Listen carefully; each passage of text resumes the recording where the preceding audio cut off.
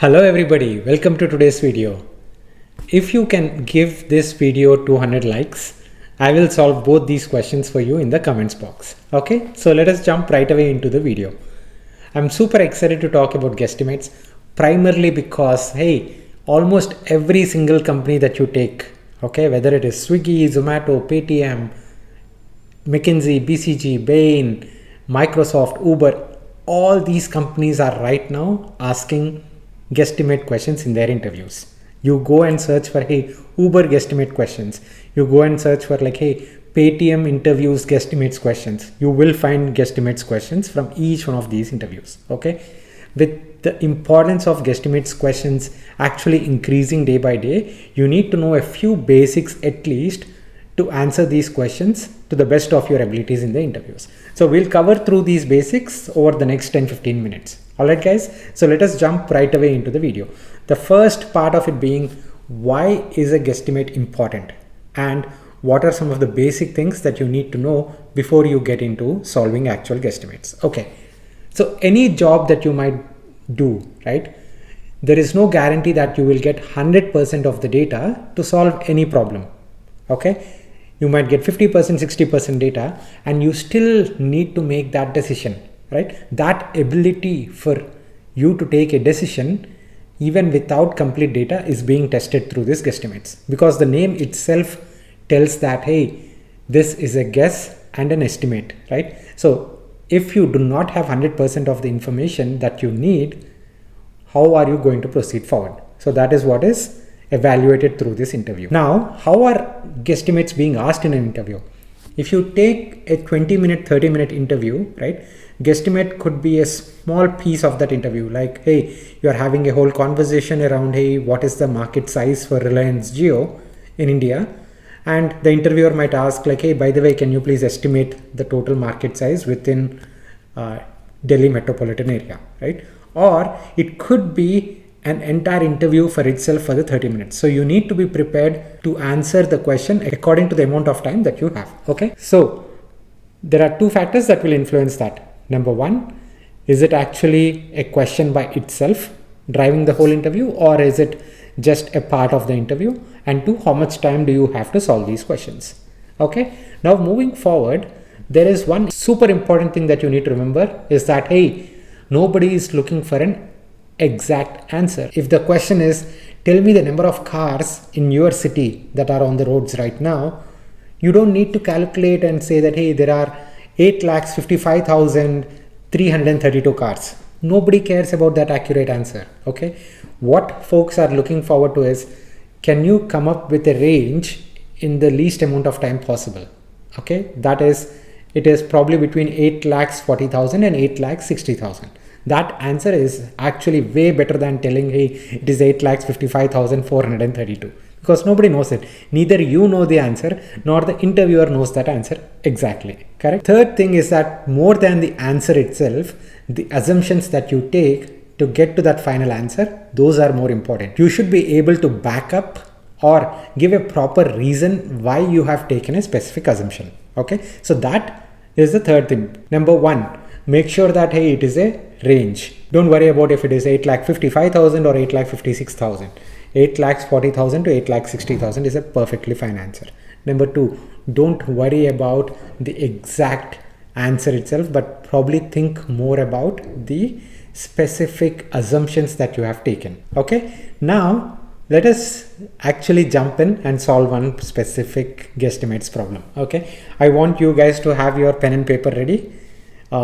Please pause the video once I state the question. Pause for 2 minutes, not more than that, and then try to solve your question your way, and then look into the answer that I am going to discuss. Okay, so here is the question. What is the population of Asia going to be in 2050? Let me repeat the question. What will be the population of Asia in 2050? Take 2 minutes, pause the video, and come back to it. Okay. All right. I believe you started off and like have some version of the answer ready. So let us try to compare it with the step-by-step approach of how you should approach this particular problem. Step one, you got the question and you need to think about, hey, what are the factors that can influence this particular problem? So it could be the total population and also the birth rate for Asia overall. And number 3, it could be the death rate, because as the population is increasing, there is a certain section of population that is also decreasing. So you need to consider both of them together. Now, once you have these 3 factors, right, then get into the numbers of, what should be my assumption around each number? Okay. Imagine you don't know the population of Asia. You can say that, the overall world population is 7.8, 7.9 or even 8 billion people.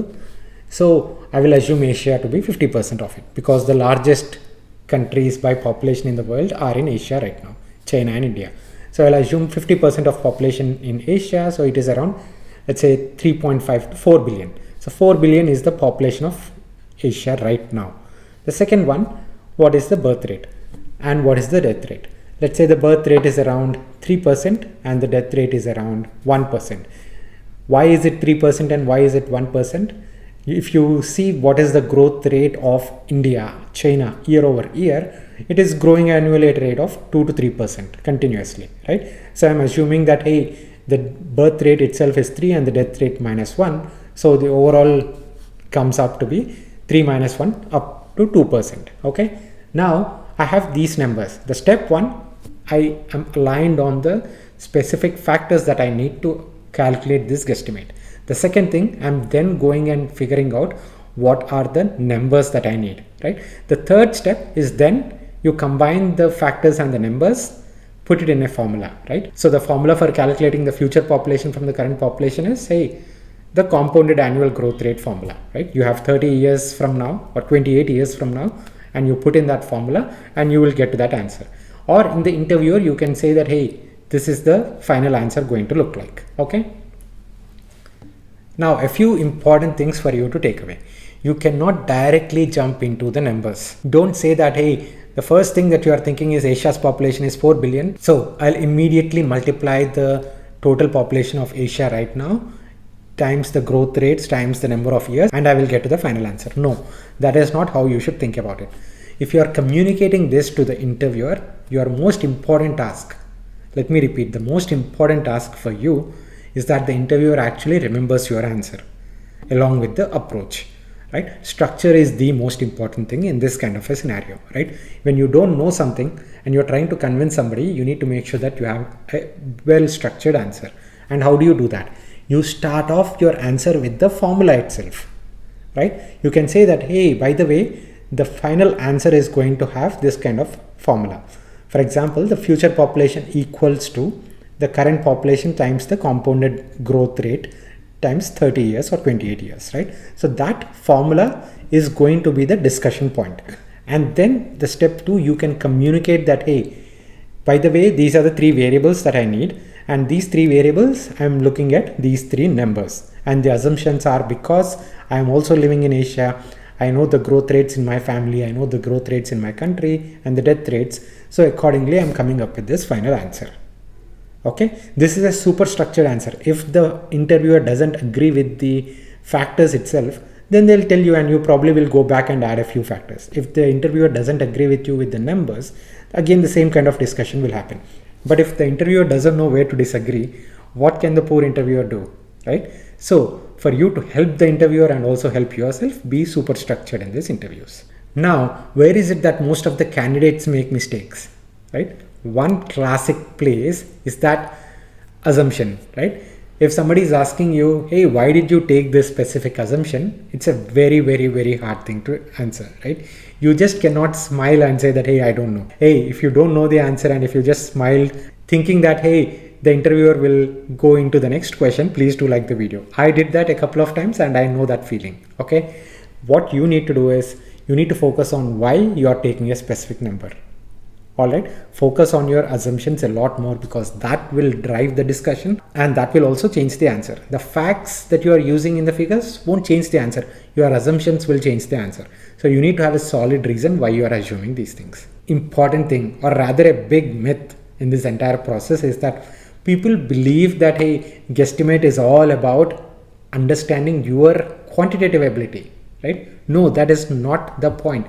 Nobody is coming and testing you how important and how good you are with calculus. Okay, calculus is not at all being tested. Probabilities are not at all being tested.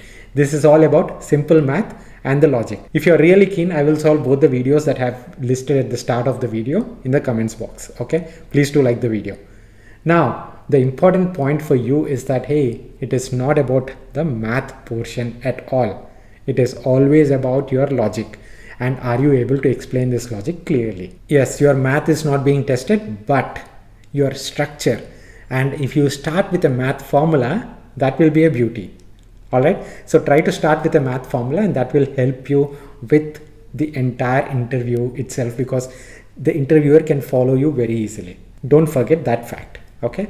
Now, the other question that you ask is, hey, what do I assume versus what do I not assume? Right? Hey, don't assume like wild things. For example, like, hey, don't assume India's population to be like around 500 million or 50 crores, right? India's population has already crossed 100 crores long back. So if you assume between 1.3 to 1.4 billion or 130 crores to 140 crores, it's completely fine, right? But you can't assume that, hey, the current population of India is 50 crores, or the birth rate or death rate, you can't assume it to be like 10%, 12% random numbers, right? If you're not completely sure, assume like a very reasonable number which you are comfortable explaining, right? If you don't know, don't go into that wild assumptions part. That is one of the major mistakes that a lot of folks do commit. So to summarize, start your answer with a formula wherever possible. Okay, align on the variables with the interviewer. Number 2, then introduce numbers and be ready to actually back up all your assumptions. Number 3, understand the fact that it is not about an accurate answer, rather it is about a holistic range. Okay, so don't go and answer it is 8,55,732, rather just keep the number at 8,40,000 to 8,60,000. That is the kind of number. Alright guys, hope this is helpful for you. Please do let me know if you'd like me to solve 2 or 3 questions in the videos itself. I will do that. Okay, thank you so much guys, and see you again in the next video. Bye.